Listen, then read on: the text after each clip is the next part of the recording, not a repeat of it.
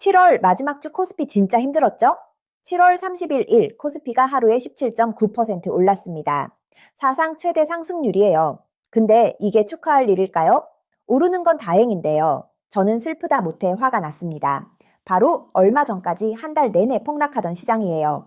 그 폭락에 물려서 밤잠 못 자던 사람들이 얼마나 많았는데 갑자기 하루에 18% 가까이 튀어요. 말이 됩니까? 이게 건강한 시장이에요? 아니요. 도박판입니다.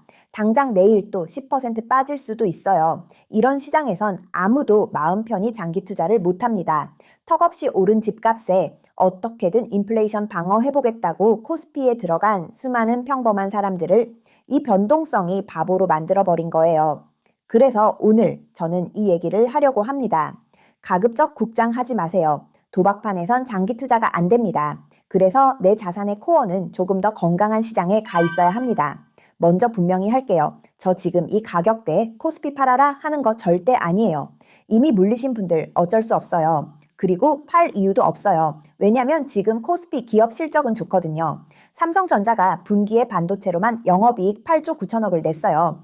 밸류에이션도 비싼 구간 아니에요. 문제는 실적이 아니에요. 수급이에요. 외국인 자금이 하루에 7조씩 들어왔다 나갔다. 헤지펀드 청산 물량이 쏟아졌다 멈췄다. 이 세력들의 장난질에 지수가 널뛰는 거예요. 그러니까 실적 좋은 기업 들고 계신 분은 이 파도 그냥 견디고 가셔야죠. 그건 맞아요. 근데 제가 오늘 말하는 건 다른 얘기예요. 지금부터 투자를 시작하는 분들, 그리고 인플레이션을 이길 장기 자산을 찾는 분들입니다. 이런 분들이라면 자산 대부분을 지나치게 변동성이 큰 한 시장에 집중하기보다 달러 자산을 포함한 글로벌 자산을 코어로 가져가는 것이 훨씬 안정적이라고 생각합니다. 그 코어 자산으로 제가 가장 먼저 추천하는 것이 바로 S&P 500입니다. 제가 코어로 미는 건 하나예요. S&P 500에 투자하는 것입니다. 미국 대표 기업 500개를 담은 지수인데 이게 지난 100년 동안 연평균 약 10%씩 올랐어요. 대공황도 금융위기도 코로나도 다 뚫고요. 미국 주식도 결국 위험한 거 아니냐고 하실 수 있어요. 위험해요. 이따가 단점 제대로 말씀드릴게요. 근데 코스피랑 결정적으로 다른 게 있어요. 여긴 세력이 하루에 18% 흔들 수 있는 판이 아니에요. 전 세계 자본이 들어와 있어서 한두 세력이 장난칠 수 있는 크기가 아니거든요. 자, 그럼 이런 반론 나오죠. S&P 500? 그거 그냥 지수인데 그걸로 부자 돼요? 여기서 충격적인 얘기 하나 할게요. 대부분의 펀드 매니저가 S&P 500 수익률을 못 따라갑니다. 종목 고르는 게 직업인 프로들이요. 그리고 진짜 충격은 이거예요. 세계 최고의 투자자 워런 버핏도 최근 10년은 S&P 500한테 졌어요. 버핏이 1965년부터 2015년까지 모든 10년 구간에서 시장을 이겼어요. 그런데 2015년부터 2025년 이 최근 10년 구간에서 처음으로 뒤집혔습니다. S&P 500이 304%, 버핏이 234%를 기록했어요. 무슨 뜻이에요? 날고 기는 워런 버핏도 최근엔 그냥 지수에 근소하게 뒤처진 적도 있는 거예요.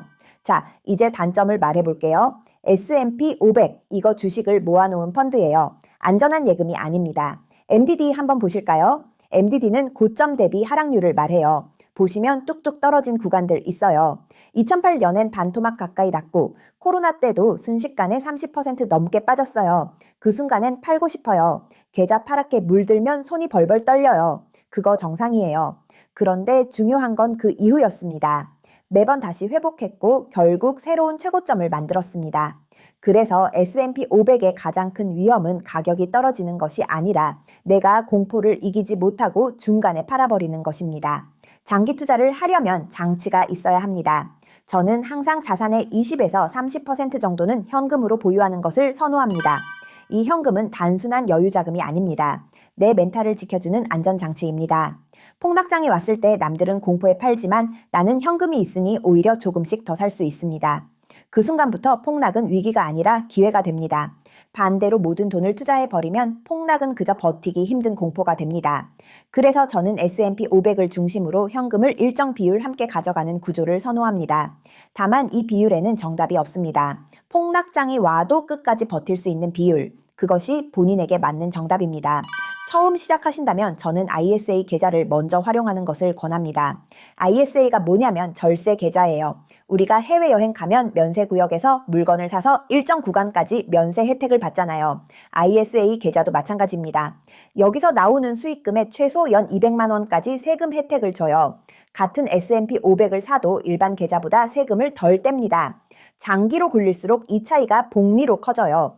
ISA 계좌 안에서 국내 상장 S&P 500 ETF를 담는 방법이 있고 그것과 별개로 미국 계좌에서 직접 사는 직투 방법도 있어요. 이 구체적인 방법은 화면하고 더보기에 정리해 둘게요. 핵심은 절세 계좌를 먼저 채우고 시작하라는 거예요. 안 쓰면 그냥 세금으로 새는 돈이거든요. 마지막으로 이런 이야기를 듣습니다.